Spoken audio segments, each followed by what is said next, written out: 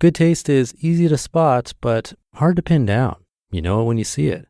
With your car, you want something sophisticated and daring, yet classic, approachable, but with an air of opulence.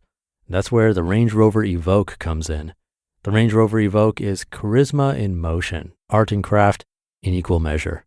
Its exterior is a quietly bold expression of Range Rover DNA with a floating roof, continuous waistline, and three-dimensional grille that give it a captivating character. Inside, you'll find a calm, minimalist cabin anchored by a tactile gear shifter where clean lines, sumptuous materials, and advanced technology come together. Make a statement in the Range Rover Evoque. This elegant SUV elevates every drive, offering a new dimension of refinement and luxury. Whether you prefer a modern aesthetic or a warmer, authentic appearance, the Evoque's interior can be tailored to your taste. Ready to experience sophisticated design and premium materials in motion? Explore the Range Rover Evoque at LandRoverUSA.com. This is Optimal Living Daily, 4 lessons on surviving and thriving when times are tough, by Samantha Young with tinybuddha.com, and I'm Justin Malik. And we're going to jump right into today's post as we optimize your life.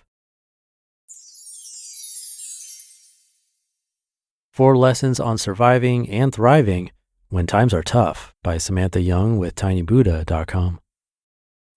Quote, "Every day may not be good, but there's something good in every day." Unknown. 5 months ago, I was sitting outside with a friend when a mosquito bit me under the arm. I went to scratch the bite and felt a lump on the side of my breast. My doctor sent me for a mammogram, ultrasound, and fine needle biopsy. I had breast cancer. I'm a 44-year-old single mother of 2 beautiful young girls with primary custody. I'm also director of a psychology practice and self-employed. The day I was diagnosed was the day I lost the carefully constructed control I thought I had mastered in my life. I juggled many balls in the air every day, and they all came falling down. I strongly believe in salvaging good from bad, but I struggled with finding the silver lining. The fear and anxiety waiting on test results to find out if the cancer had spread were crippling, and I was haunted by dark thoughts of death. I was lucky. The cancer had not spread as far as they could tell. The tumor was contained, and I had a genetic test done that showed minimal benefit from chemotherapy, assuming I had lumpectomy surgery, radiation, and then took a hormone drug called tamoxifen for the next 10 years. I think I found the silver lining in this journey, and my dearest hope, over and above the cancer being gone for good, is that I hold on to these lessons. Number 1, let go. My life before breast cancer was highly organized, disciplined, and controlled. Every spare moment was productive. I saw clients back to back. I ferried my daughters to activities. I crammed my weekends with social events and had multiple to-do lists for each facet of my life. I spent the past 5 months going where medical people tell me to go, doing what they tell me to do, and waiting. The radiation has made me extremely tired, and my brain is simply not functioning. I returned to work 3 weeks after surgery in an advanced state of denial and kept on trying to be the old me, but finally accepted I was not. I don't do very much now. I go to radiation treatment each day. I come home and do some household chores and then rest for hours. I may read a book, listen to music, play the piano. I even started painting. I then pick up my girls from school and spend time with them. And it's a revelation. Control is an illusion. Letting go of control is liberation. Number 2, stop asking, why me? Why not me? That is a profound answer I've come up with to answer this most difficult of questions. Bad things happen to good people, and life is not fair. The test is how we cope with the adversity thrown at us. I'm proud of how I have coped with having breast cancer. I have remained psychologically intact, albeit bruised and battered, and allowed myself to be vulnerable. I have dealt with the specter of dying and have gotten my affairs in order just in case. I also now have a bucket list. I'm crossing things off one by one. The purpose of life, I've decided, is not to be happy, is to realize our potential, to love and to be loved, to do new things, and take calculated risks. I do not want to get to the end of my life, be it next year or in 40 years, and have regrets. The biggest regrets are the things we did not say or do. So focus on what you can do instead of dwelling on why there are some things you can't. Number 3, ask for support. I've never been good at asking for or accepting help. I've asked people to come to appointments with me, to pick up my children, to come and sit with me while I cry. I've never been good at crying either, and I've had crying jags that lasted hours since being diagnosed. I had friends over one day, and as they were leaving, I slid to the floor and could not get up because I was sobbing so hard. They bundled the girls and me, took us to their home, and looked after us, me weakly protesting that I was fine. The loss of control and identity associated with melting down felt soul-destroying. So many wonderful people have offered to help, and I'm learning to say, yes, thank you, that would be lovely. It has made me and my relationships stronger, not weaker. Sometimes we have to ask for what we need and accept being vulnerable. And number 4, practice gratitude. In the blur of normal life, I think we're all guilty of wanting more. We forget to be grateful for what we have, and at its most fundamental, that is life. I'd love to be able to write that I'm now genuinely grateful for my life, but this would not be entirely true just yet. I slip into denial at times and fall back on old habits, but I am learning. I'm grateful for the immense generosity of my parents, my friends, and my boyfriend who have given their time, money, and emotional energy. The parents at my children's school who delivered us meals.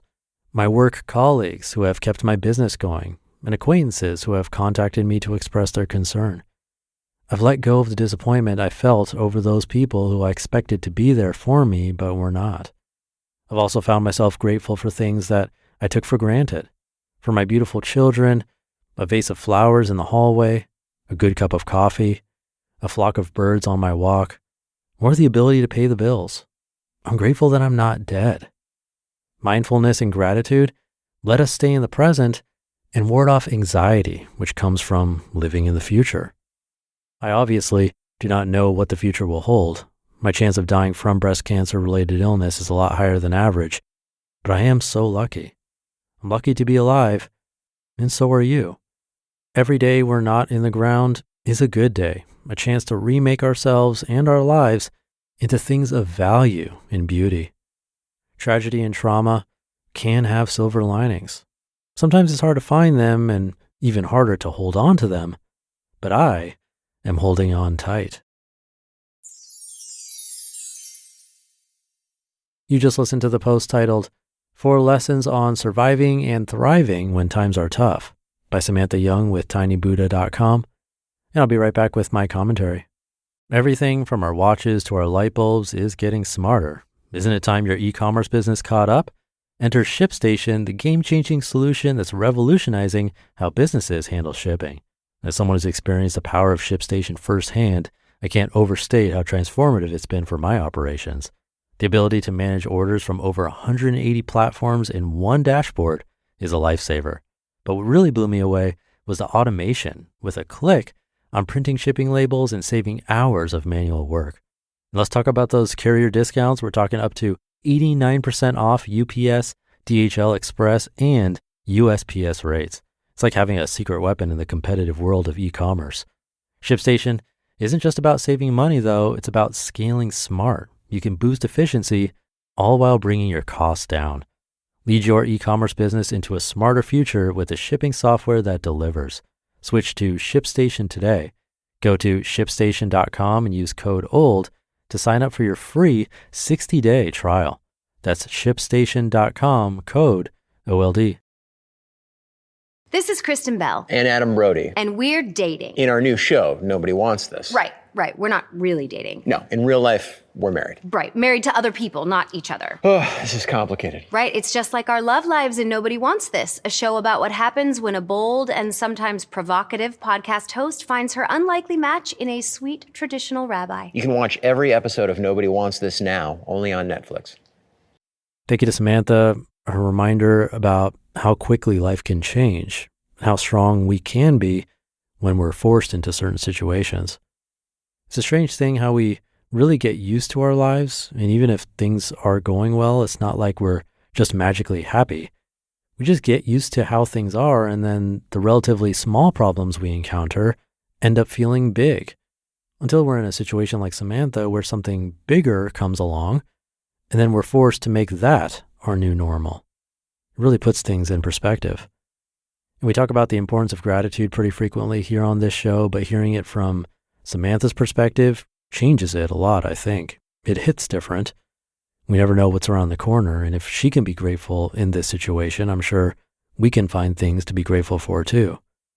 So today, maybe we can try to take a page from her book, maybe practice letting go, reaching out to someone for support, or practicing a little gratitude. If you're going through a tough time, remember that we're all in this together. And with that, thank you for coming together with me and listening. It means a lot, and I couldn't keep going without you. Wishing you a great rest of your day and start to your weekend, and I'll see you tomorrow, where your optimal life awaits.